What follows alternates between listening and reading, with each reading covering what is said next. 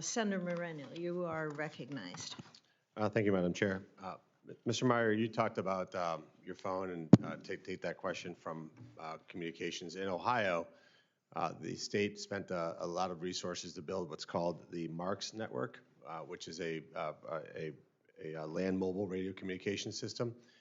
That does not have interoperability and seamless transition with FirstNet. Explain how you see that as a problem.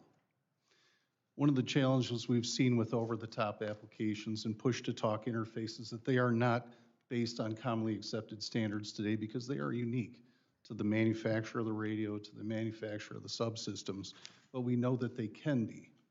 They can do those workarounds. The MARC system is terrific at land mobile radio. There's no question. In Oakland County, Michigan, we had a P25 radio as well as before that a Harris radio. We had Motorola and Harris. We were able to use these devices to connect them to push-to-talk solutions over the air. Take advantage of LTE, but it was unique, it was expensive, and it's not something everybody can do. Those are things I would defer to the FirstNet team on how they see that. I know that they've got a product that they're offering, and I've looked at it, I've seen the information on it. It looks like it has a great opportunity to take all of those divergent things and put them into an interoperable cloud to share information.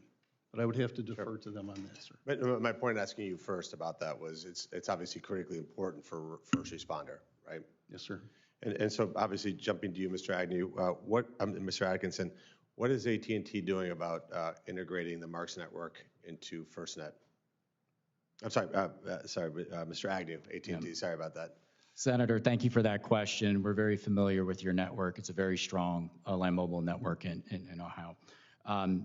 We actually are in the process, as I mentioned in my orals, is launching a product called FirstNet Fusion. This is taking interoperability to the next level. The foundation of the networks, interoperable between commercial networks. The next phase is making it easier, more affordable, and scalable for land mobile radio networks. Fusion is going to transform public safety interoperability because it is not going to matter the network, it's not going to matter the carrier, it's not going to matter the technology. And we're actually working with your state to demonstrate how we're going to make that a reality. We are going to take the interoperability, as Mr. Meyer was saying, and put it in the cloud. That makes it more affordable, and that makes it easier to manage.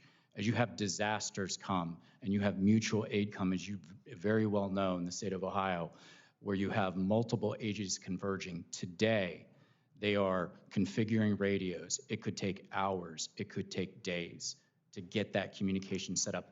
You need to be able to do it in seconds, and that is the commitment. So what would be the timeline for that to happen? It's launching in the first half of the year. This year? Yeah, yes, sir. And we're actually, like as I mentioned, having discussions with your leadership there, your public safety. Are you confident that by this time next year we should have that fully integrated as the way Mr. Meyer described on his phone? I'm confident the technology will be available, and I'm confident it'll be ready. We'll be working with the MARC system because there's some implementations they'll need to make on their side. But I am confident in the product. Good. Well, that's good news for Ohio. Taking off of the question from Senator Lujan, where he asked about taxpayer dollars, and you said it doesn't fund it.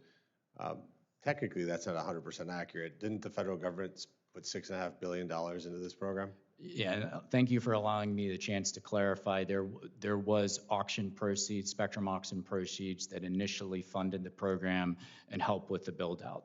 Subsequent to that, sustainability payments are made by AT&T in the amount of $8 billion, and that is what is used to fund the authority and make the necessary public safety investments. Now, let me be clear on what the investments are. They're specific to FirstNet, specific to the FirstNet elements.